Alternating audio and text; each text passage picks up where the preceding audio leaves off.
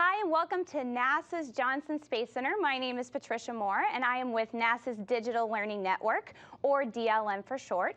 And the Digital Learning Network connects students and educators utilizing video conferencing and webcast to scientists, engineers, astronauts, and NASA specialists here at NASA. And today, the Digital Learning Network and the Public Affairs Office at Johnson Space Center is collaborating on a very special event that takes together music and the culturals of the International Space Station. So I'd like to welcome everybody here today, and there are many guests on the stage with me that I'd like to introduce. I'd like to begin by introducing our choir from Pearl Hall Elementary in Pasadena, Texas.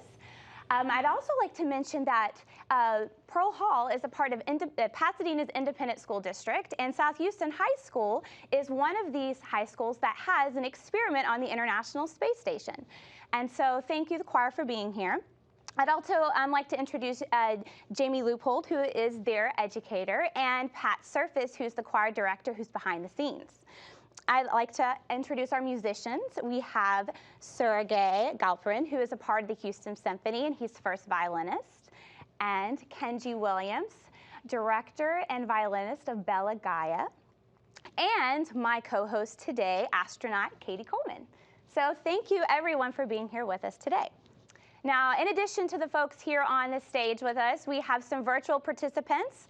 Our first school I'd like to introduce is Pearl Hall Elementary in Pasadena, Texas. So Pearl Hall, would you please unmute your microphone and say hello to everyone?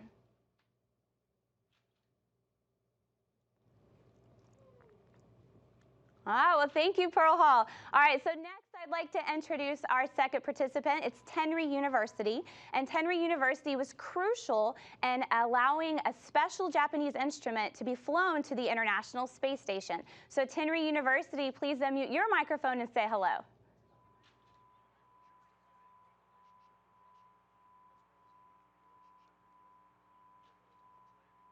All right, so we'll connect back with Tenry in just a moment. They may have some audio difficulty.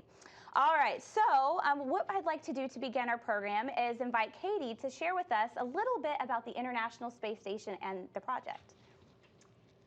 Well, we're here today basically to play music all around the world. So we're here in Houston, we have a school in Japan, we have a school in Houston, and we have musicians from everywhere, and we're going to celebrate basically the international nature of the space station. It's built by 16 different countries, and when we're up there as a crew of 6, sometimes we have, some of the countries represented, sometimes others, and right now we have Koichi Wakata from Japan on the station with 2 Americans and his 3 Russian crewmates. And so we're going to celebrate the music of Russia, Japan, America, and whatever else comes to mind. We'll see. The space station itself is, I like to see pictures of it. It looks to me like it's an animation, like this was a cartoon, but that's a real place. I lived there for 6 months. Koichi Wakata and his crewmates have been up there for almost 6 as well. And it's an amazing, amazing place. People think, they feel bad for us because going to space, it's pretty small. But actually, when we're up on that space station, it's giant and huge. It's like, that picture that you saw, it's like 10 train cars all together. It's the size of a football field. So it's like train cars without, or buses without the seats in them. And in that volume, we can do science experiments, we can do all sorts of things, and we fly from place to place. One of the things that I really like to talk about is the science that we do up on the space station. And we've got a great picture of Koichi that shows just why we do science. We do experiments up there that we cannot do down here on the ground. Look at that ball of water. Down here on the ground, it would be a puddle on the ground. And so up in space, because it forms a sphere, we get to see, what does water really want to do? We get to grow crystals where crystals are growing more perfectly. We get to study combustion where we're looking at candle flames that don't look like this, but actually are round and spherical. And because of that, it lets us study combustion and pollution and how things burn more efficiently up in space. So the reason we do experiments up in space is because we can do things there that we can't do down here, and because the things that we learn up there in space are things that come right back home down here to Earth. I've got a couple more pictures to show you. There's one of my favorite experiments. It looks kind of like it's really just a liquid in a container. But again, we're seeing what do liquids really want to do. You're also seeing what does Karen's hair want to do. It's pretty wild. I think it's pretty neat to see how these things act in microgravity. And because the forces are so tiny down here on the Earth, they're hard to study, but up in space it's easier. And so the things that we're learning from the experiment that Karen was doing was, for example, when we're on our way to Mars, I personally would like to know how much gas we have in our tank. And if the gas is all floating, well, how are we going to know that? Well, in the experiment Karen was doing, when we changed the angle of the container just by like 3 degrees, so small you can't even see it, all of that liquid, all of our fuel is going to be in one place in the container. That's so important to learn about. So we're learning all sorts of things that we can't find out down here on the ground. And we're learning about ourselves, about our bodies, and how people live in space. Up on the space station, it's our test bed for exploration, because we are going back to the moon, to asteroids, and on to Mars, and we're not ready. We are not ready yet, and that's why we have the space station and we do these experiments. One of the things we need to find out is what happens to people up there. You know, we don't walk around on our feet. Our brains don't get that message that they need to build bone, and so we actually lose a lot of bone and muscle while we're up there. I think we have a picture of Koichi on our exercise machine, and by doing exercise up there, it turns out that we don't actually lose as much bone and muscle. And in fact, I can speak for my own results. I came back without losing, I did lose some bone, but I came back really with the same amount that I left with. And here's the secret: exercise. Yes. Exercise. So we're learning all about how to build strong bones for Mars. And at the same time, we need strong bones down here too. These kids need strong bones. And it comes down to exercise and other things. So the experiments, again, that we do up there, we're getting to understand how to do them, or we're understanding more about life down here. And last but not least, I'd just like to show a picture of Koichi and his crew, because we're going to meet Koichi, but the other folks are probably pretty busy doing science experiments. But let's see, so we've got Koichi there. You see the 6 of them. We go up in groups of 3, and then when we get up there, there'll already be 3 people up there. So Koichi is going to come home with his 2 Russian cosmonaut crewmates, and when after he lands, another 3-person crew will go up, and will be a 6-person crew again. So at any one moment, there are always 6 people doing science, making amazing things happen, and being just plain old people and doing things like playing music on the space station. Great. Thank you, Cady. So now I want to kind of talk about what brought us all here together today. And that individual is Jamie Leupold, and she has a very special program at Pearl Hall Elementary called Building Cultural Bridges. So Jamie, why don't you share with us a little bit about your project? Okay. It is called Building Cultural Bridges, and this whole idea started whenever my teaching partner, who is my mom, we started talking about how can we make the music education requirements for Texas more relevant to kids in our community. And so we thought, well, if we have these musicians come to the school and people from these international countries, this would be really fabulous. So we approached NASA, we approached the Houston Symphony, other arts organizations who had an international presence in Houston, and they all agreed to give this a try about 16 years ago, to bring 1 or 2 guests to the school per year to see about letting kids interview them about their careers, their culture, and their literature, and folk music, because those are things that people from all countries have in common.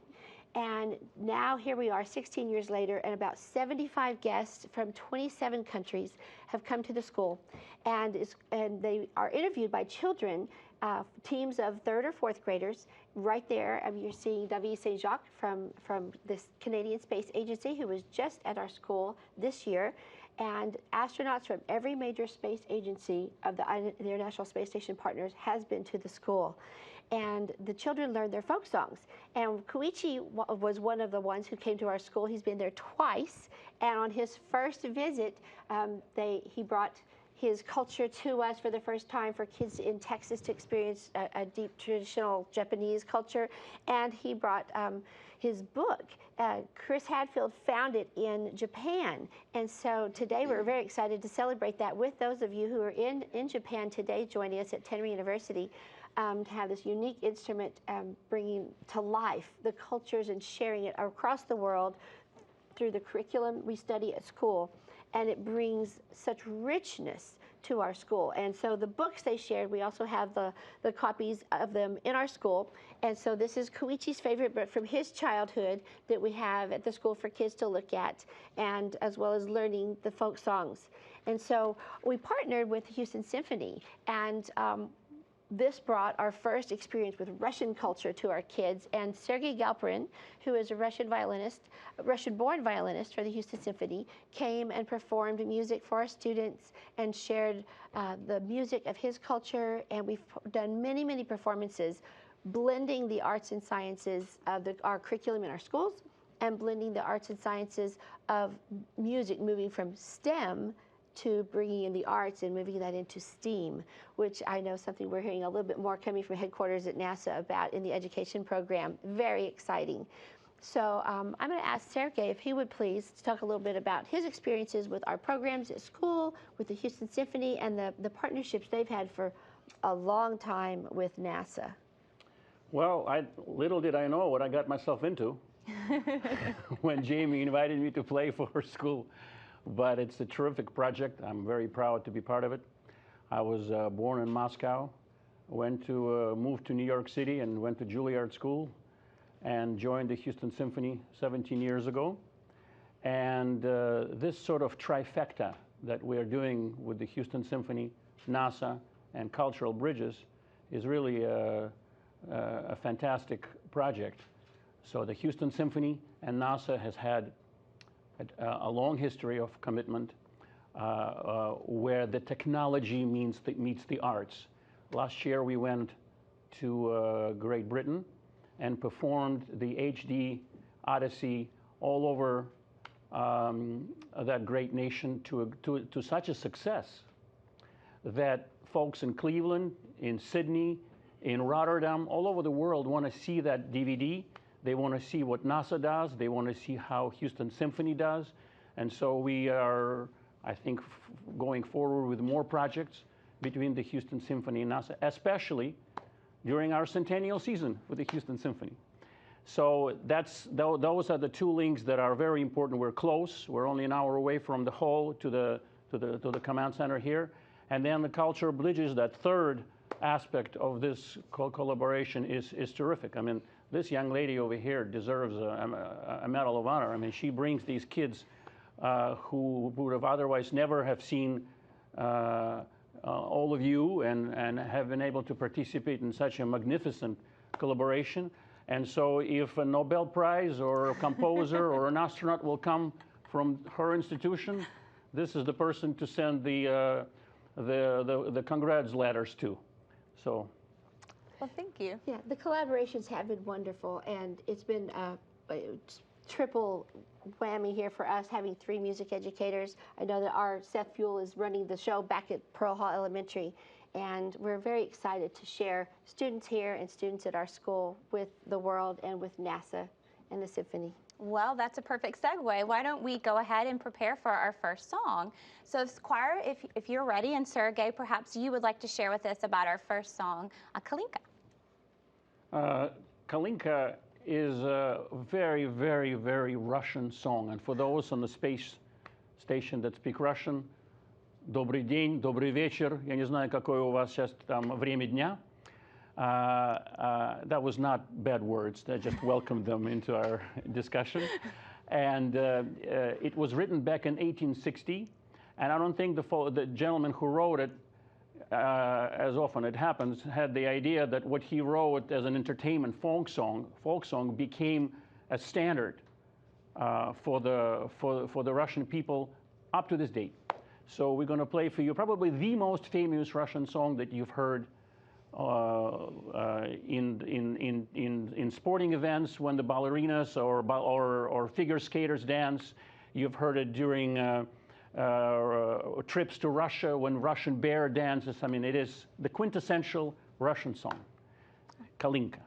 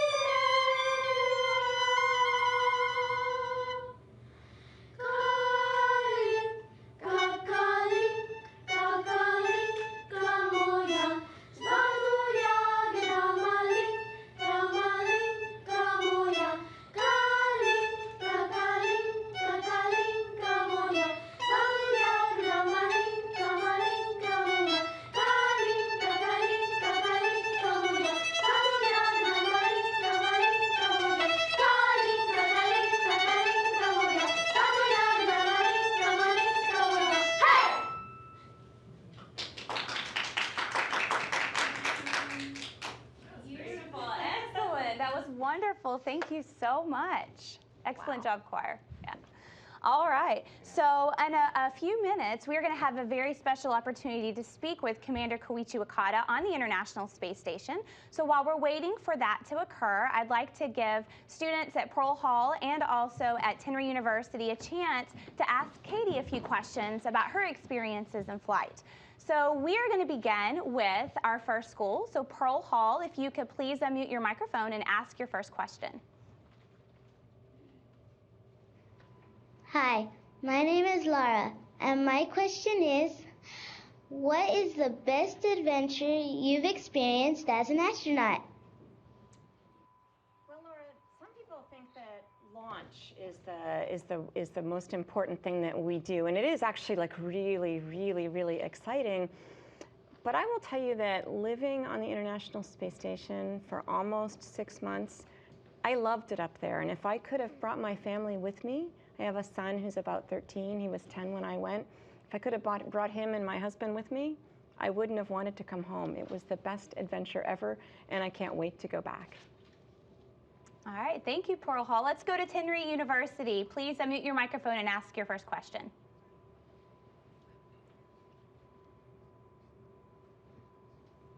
It is said that staying in space can give rise to a sense of awe for certain individuals. Did you feel any spiritual or religious feeling?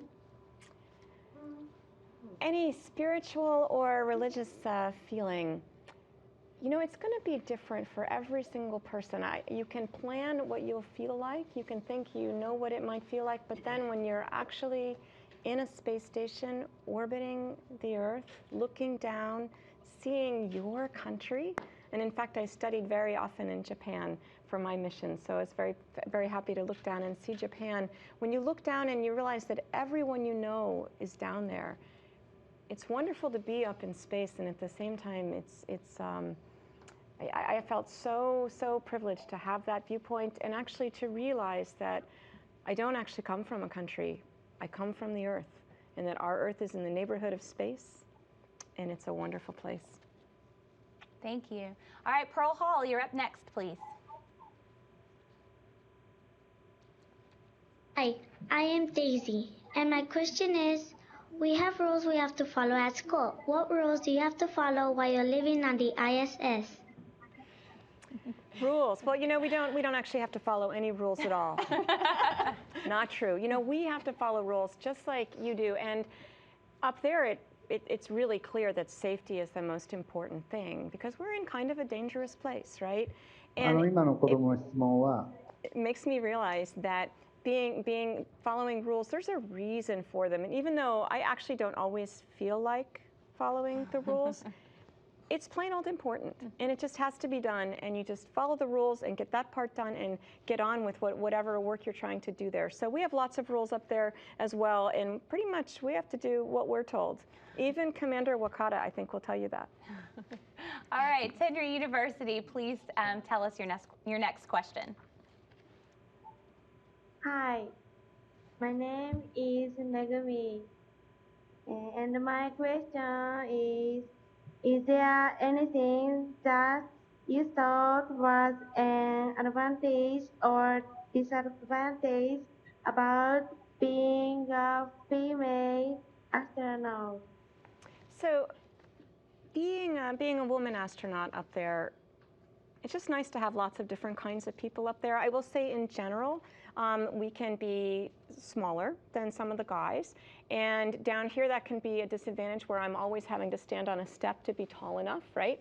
But then up in space, I'm tall enough. So there's advantages and disadvantages, but what I find is sometimes the equipment is actually made for people who are bigger than I am. Or I'm left-handed and I find the equipment is made for people who use their right hand more. And what I think is important is having lots of women and minorities going to school, getting the tools that they need to be the engineers, to design that space station and to design the rockets that we'll bring to Mars and the place we'll live on Mars. I want women and other minorities to design those things so that when they get there, everything will fit them. All All right, great. All right, we're going to take another question from Pearl Hall Elementary. What's your next question for Cady?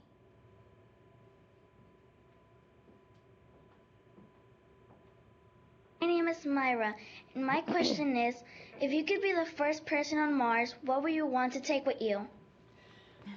Well, you know, I started to think, well, okay, there would be my son and my husband, but chances are they're going to be too heavy and I can't bring those things.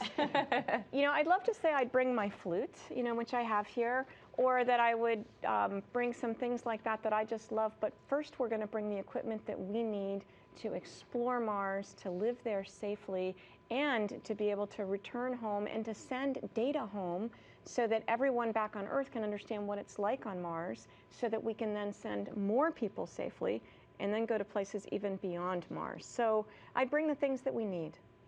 Good. All right, well, we have a few minutes before we're going to be connected with Koichi. Okay. So I actually have a question for you. Okay. When you were on the International Space Station, did you make a new discovery, or did someone within your team make a new discovery in space? Well, here's something I think unexpected about new discoveries is we see TV programs, we think that one person makes a discovery. People make discoveries together when they work together. And so we actually did have a pretty exciting discovery when I was on board in terms of fluids and figuring out what do liquids really want to do.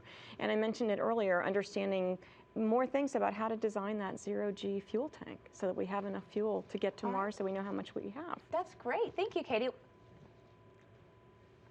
All right, it looks like we're going to begin our event, so let's stand by just a few seconds, and we're going to be joined with Commander Koichi Wakata on the International Space Station.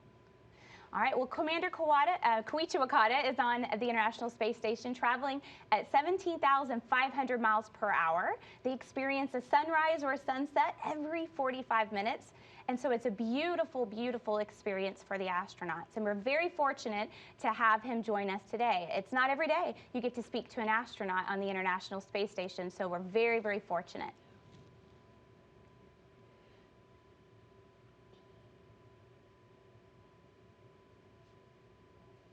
Can we hear Koichi yet? All right, we're waiting. We're standing by. We're waiting for Koichi. This is Houston. Are you ready for the event? Houston Station, I am ready for the event. Woohoo! Music and space participants, this is Mission Control Houston. Please call station for a voice check. All right, ISS Commander Koichi Wakata, this is Patricia Moore at Johnson Space Center. How do you hear me? Patricia, I have you loud and clear. I'm glad to join you for this event. Great. Thank you, Koichi. Here at the Johnson Space Center, we have several folks on stage with us. We've got the students here at Pearl Hall Elementary. We have Cady at Coleman here. We have their educator, Jamie Leupold. We have Sergei Galperin, and we also have Kenji Williams. And so I wanted to let you know everyone we have. And I'd like to give you a chance to share with us what's going on the space station, a little bit about the special show instrument you have on the International Space Station, and then I hear you're going to play a duet for us as well. Yes, thank you very much for helping out. And yeah, this is the musical instrument show, and this was launched on the SpaceX 3 Dragon spacecraft. Actually, until I got to space, I never touch this instrument, so it's quite an honor to be able to see this and then play this musical instrument. Well, thank you, Koichi. So I'd like to give Kenji an opportunity to talk with you a little bit. You're going to play a special duet for us. So maybe you want to start off by talking a little bit about the instrument, and then maybe Kenji can jump in and you guys can get started. Okay. Yeah, Kenji, nice to talk with you. And this musical instrument show, actually, this is designed to look like a mythical bird, a phoenix, as it rests with its 360 wings folded. The instrument show was first introduced to Japan from China back in the 8th century. And then actually the sound-making mechanism of show is pretty much the same as that of a harmonica. And the spirit of show represents the spirit of fire rising from the ground, from the earth to space. So I am so glad that I am going to be able to play this musical instrument together with Kenji. Well, Koichi, I'm extremely honored to perform with you and collaborate with you. And thank you for sharing the information about the show instrument. Before we get started, is it possible maybe that you could just test the tone and the microphone? Okay, I'll do that now.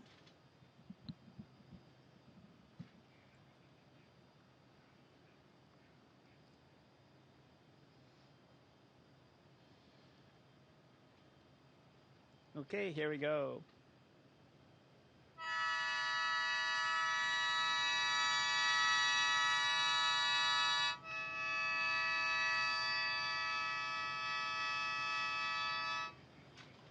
Were you able to hear the tone? Amazing. Very good. Koichi, how do you feel when you play that in space? It's a very soothing sound, and it's really a comfortable tone, and it really fits this microgravity, floating in the microgravity. All right. Great. Kenji, would you like? Yes. So, Koichi, I would like to perform with you. And just a note about the toning of this, I had to tune my violin down to 430 hertz to match the tuning of the show, which is a very particular tuning.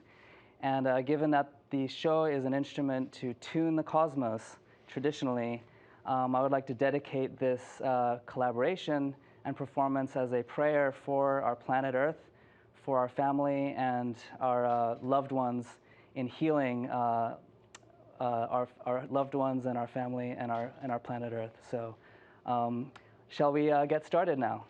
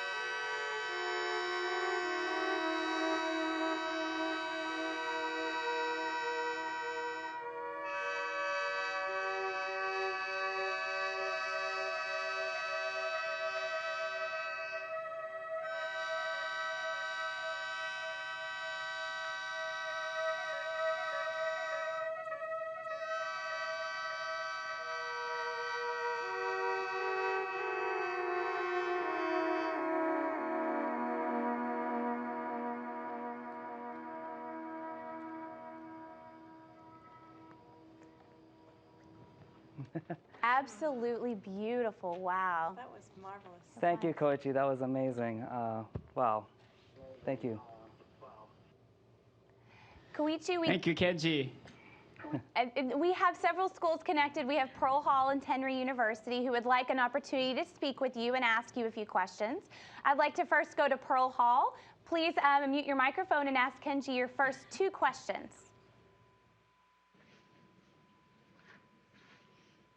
Hi, my name is Denise Rodriguez, and my question is, how are musical instruments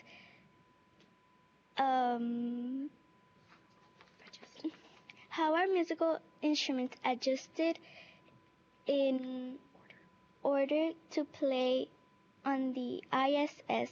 What are the differences between playing on Earth and in space? Wow, that's a very good question. Here on board the International Space Station, we have air, and the pressure of the air is pretty much same as the pressure on the ground. So the acoustic characteristics of the air that we breathe here inside of the space station is the same as on the ground. As a result, sound of our voice, transmits very similar. That's why we do not need to make any special adjustment of many musical instruments that we have. And then we can play it and listen to the musical instruments like on the ground here on board the International Space Station.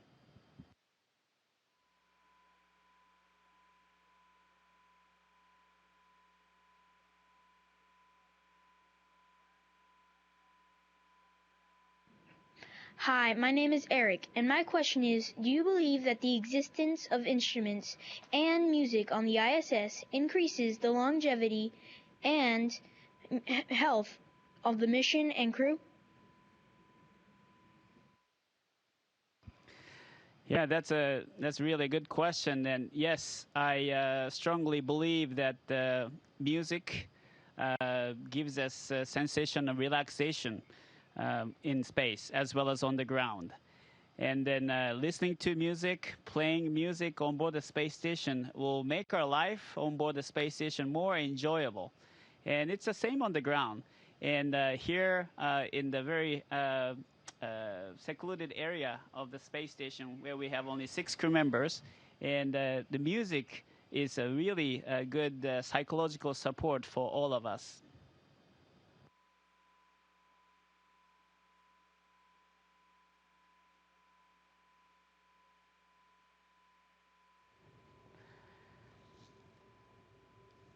All right, so Tenry University, their first question is, how will 3D printing support future human missions in space?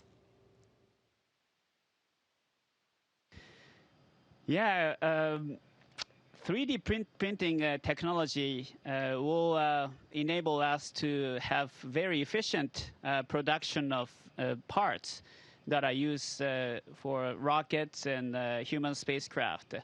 And right now on board the space station, we don't have 3D printing machines, but there are a lot of parts that are already used in the space station program that came from this 3D printing production.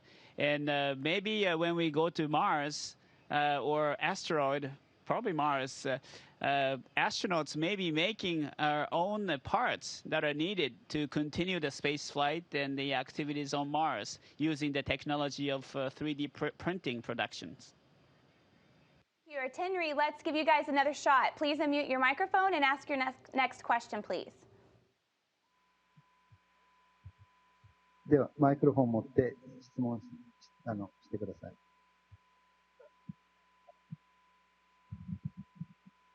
こんにちは。私の名前は陽水です。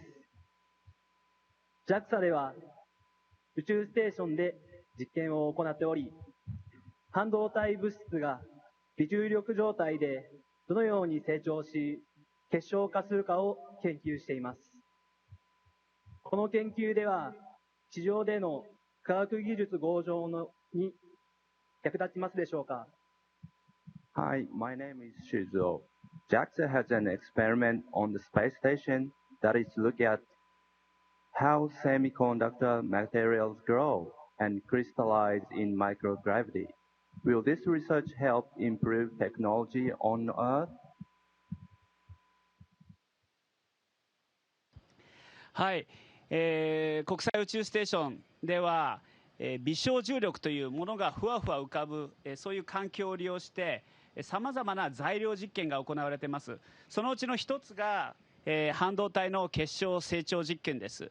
そしてこの微小重力環境を使って均質な良質な半導体の材料を作ることができますので、こういった研究を通して地上での半導体の材料の開発に役に立つような成果が出てきています。ちょうど今私がいるこの皆さんから見て右手の方にも実験装置がありまして、先日まで光実験というもので、これはシリコンとゲルマニウムの、半導体の結晶成長実験を行っているところです。Yeah, definitely, we have been conducting experiments of producing or developing the technology of semiconductor materials in onboard the space station, utilizing the very unique microgravity environment on the space station.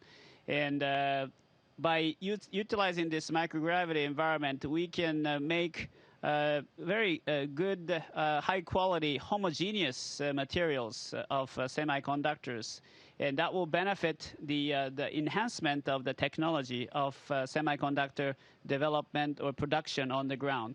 And until recently, we have been conducting an experiment called the Hikari experiment that we tested or experimented the semiconductor materials using silicon and germanium. And that's done in this keyboard module just next to me here.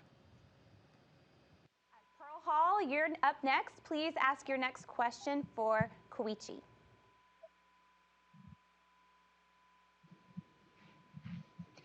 Hi, I'm Viviana. Southeastern High School, which is in our hometown, has an experiment on space station that is researching the reaction of the polymers that becomes a hard sticky foam. How could astronauts use this type of material in space travel? Yeah, thank you for the question. That's one of the NanoRacks experiments that we have been conducting on board the International Space Station. That is a very neat technology, and I think by using that polymer technology, we will be able to fix the, for example, damage and the cracks that occurs on the parts or the structures of the space station. So definitely that will be utilized, for future space activities on board the space station and maybe on a different spacecraft. At Tenry University, your final question for Koichi, please.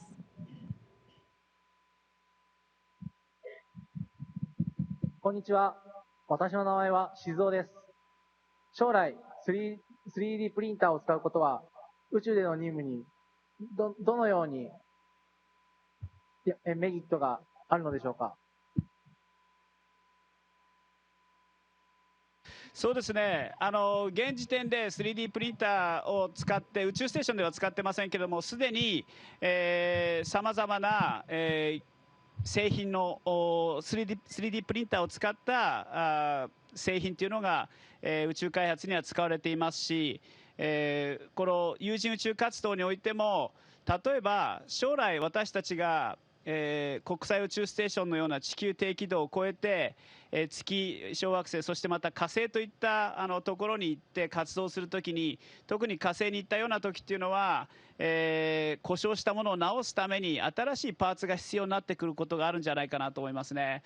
でそういった時にその 3D プリンターのプリンティングの技術を使えば、宇宙飛行士が火星へ行って、パーツを作って、それを使っていろんな作業、修理、そういったものができるんじゃないかなというふうに思います。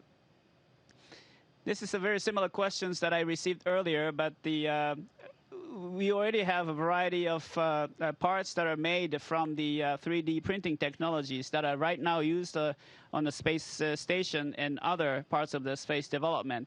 And I'm hoping and I believe that in the future, when we go beyond low Earth orbit, for example, to Mars, astronauts will be able to make new parts utilizing the 3D printing technology that are needed for repair and maintenance of a spacecraft or a space structure that we will have on board on Mars' surface. So it's a very unique and a very interesting and very important technology. Thank you. And thank you. We have time for one last quick question from Pearl Hall Elementary.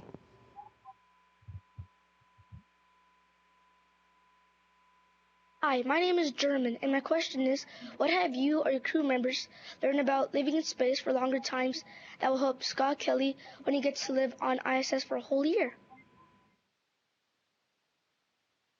Yeah, that's a very good question. I think we are gaining a lot of experience in the countermeasures to cope with a situation where we lose bone density and muscle strength. And exercise is very important. We're gaining a lot of experience of a very efficient way to conduct exercise during the flight. And that kind of a data will help develop exercise protocol that will be used for longer duration space flight, like Scott Kelly's and Misha Kornienko's 1-year flight. So these kind of experience, and also we know how important food is, and then some other psychological support tools are for a long flight. So these kind of operational experience that we are having now on board the International Space Station will benefit for the longer duration space flight. Thank you, Koichi, and thank you for joining us today. Would you like to say goodbye to all of our friends here on Earth? Yeah, thank you very much, everyone. It was truly a pleasure to be able to play this musical instrument and answering your wonderful questions. And I look forward to having more opportunity to be able to join you in the future and talk about the experience that I had on board the International Space Station. And thank you again. Everybody wave goodbye. Bye. Bye-bye. Sayonara. Station, this is Houston ACR. Thank you. That concludes our event. All right, that was wonderful. What an amazing experience getting to talk to Koichi on the International Space Station. And thank you, Kenji, for that beautiful music. Thank you. It's an honor. All right. Well, we have a very special opportunity to kind of sing a song on behalf of Koichi. Jamie, why don't you share with us about our next song? Yes. One of the things that our guests for the Building Cultural Bridges program do is to bring their culture to us through music. And so when Koichi came, his song that he shared was his favorite piece of music from his childhood called Usagi Usagi. Translated into English is Rabbit Rabbit. And so and it's about the moon, which is a big important part of what we're studying here at NASA. So we'll perform Usagi Usagi.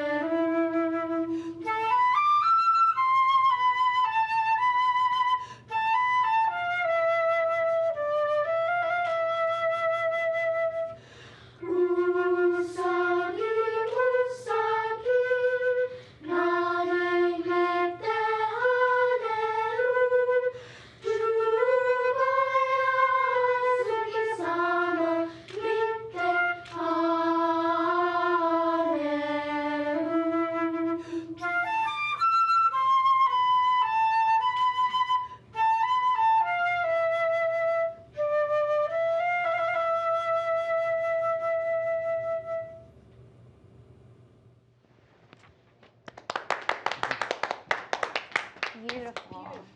Thank you so much. Obviously, music is a really important part of our life here on Earth and, of course, on the International Space Station.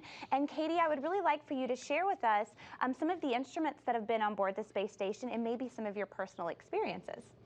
Well, I think some of you know that I play the flute, and I've done that since I was a kid, but I wasn't a professional flute player. I just like to play, and I like to play with people. When I went up to the space station and I had a little room to bring a few things, I did bring my flute. In fact, it's actually this one right here. And it's been 93 million miles, wow. I think, something like that. It went around quite a... And in fact, I brought several other flutes up to the space station as well, because it was important to me to share my space station experience in that way. I think we've got some neat video of just my instruments and other folks, and I'll just kind of talk through it while we watch. I love just showing people that it's a different world up there. And when you saw Koichi tossing the show back and forth and just kind of tumbling around, this is a duet that I played with Mr. Ian Anderson of the musical group Jethro Tull. He was the person that brought the flute to rock music. And so we played a duet, and it was actually the first duet between Earth and space. Wow. So I don't mean to show you up, Kenji. But we've had a number of people bring instruments up, and even just, listening to music, having fun together, having fun with your friends on the ground. This is part of a music video called World by Five for Fighting, where it said, what kind of world do you want? And that's just something that's really important for all of us to think about. And I think when we get together and we play music, this is myself and the Chieftains, a group called the Chieftains. I brought a penny whistle and a 150-year-old flute up to the space station for that group. And we're playing with the Houston Symphony. And to me, it was important to play together. The fact that I played their instruments up in space, and then I brought them home, and I got to talk with them and play with them. And if you see me right here, I'm playing a duet with Mr. Matt Malloy. And I will tell you that I'm very nervous. And I think it's really important for our students here and for people who play instruments to realize that you don't have to be the best in the whole world. You just have to want to share, and then it takes a certain amount of being brave. Here's Chris Hadfield playing the guitar. He's a wonderful guitar player and singer, songwriter. Is he the best in the world? Well, probably not, but was he willing to be brave and share? He was, and in fact, here we are playing. It's our group that we play together with Chris on the ground, Bandella. We're playing with the Houston Symphony, with the Chieftains, and we're playing Moon Dance. And so Chris was on the space station.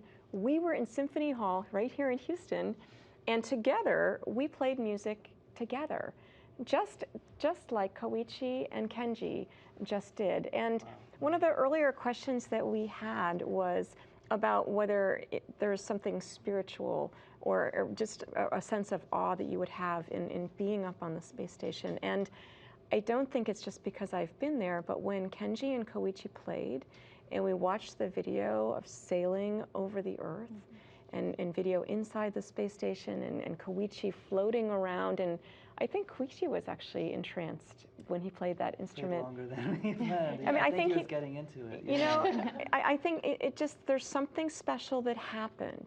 That moment live together, even though he was on the space station going 17,500 miles an hour. Even if you can't be physically close, you can be together in spirit.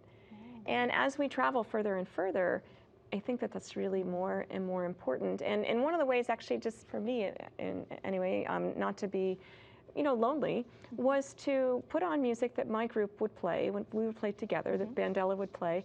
I would put that music on, and I would go up to the cupola, which is in the middle of our space station. So people are sleeping on either end of the space station. That means that the cupola is a reasonable place to play. You're not going to wake anybody up. It was usually nighttime. And I would open the window shutters, look at the Earth, listen to my friends back on Earth playing music, and play along, and we were together in spirit. Wow. And I just think it happens every time you get brave and you play. And all of us that play, I think, have to be a little brave to play, and I very much congratulate our choir today for being brave. And standing up in front of everyone and saying, I'm proud just to share. So music is special, and it's certainly special on the space station. It is, and I know there's been several musical instruments on the space station. You mentioned your flute and the instruments you brought. Can you think of any others that have been in space? Well, we've had a keyboard. You saw Luca with the keyboard. I wanted to find it before the shuttle mission came up because Greg Johnson from SDS-134 plays the keyboards. So I looked on the inventory management system for keyboard. Of course, like hundreds of keyboards showed up, like 60. Not hundreds, but 60, because every computer has a keyboard. Yeah. But then I looked at the locations, and there was one that was stored in a really big place. And sure enough, behind this big rack was the keyboard. Don Pettit made a didgeridoo. We've had several guitars. There's been a trumpet. In fact, Frank Culbertson, I think, played taps, unfortunately, after 9/11. Yep. There's special ways to express yourself, and even if we don't bring musical instruments, there will be music on that space station. That's right. Thank you. Well, we have one final piece to share with you today. So, Jamie, why don't you share with us about our next song, Oh, Susanna? Yes. Oh, Susanna was brought to our Building Cultural Bridges program by Astronaut Commander Dan Burbank. And Dan shared with our students that he felt that music and literature were two of the most important things we have because they tell others about us. And I think that's one thing that music is doing in connecting us with other cultures of the space station program, and connects also for our students, or for students in any school in any country, to connect an integrated curriculum and to better make it an artful way to present information and connect us to each other, to our curriculum, which is what this entire program today has been doing. So we would like to share James Taylor's version, which was taught to us by Dan Burbank, of Oh, Susanna. Cady is going to play some jazz flute part around with the interlude. So without further ado, here's an American folk song, Oh, Susanna.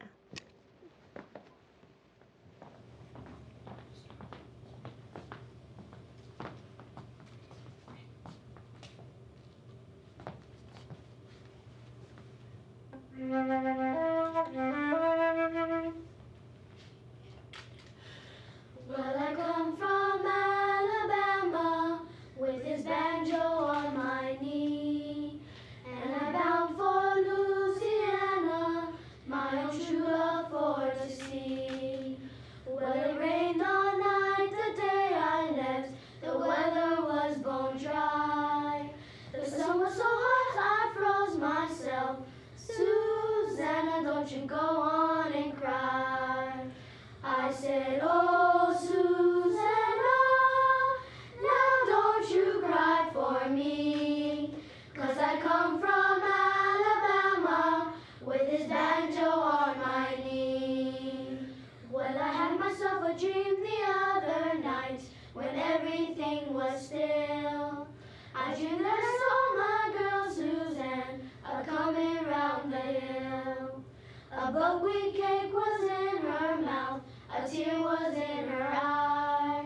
I said that I come from Dixieland. Susanna, don't you go on and cry. I said, oh, Susanna, now don't you cry for me, 'cause I come from Alabama with his banjo on my knee.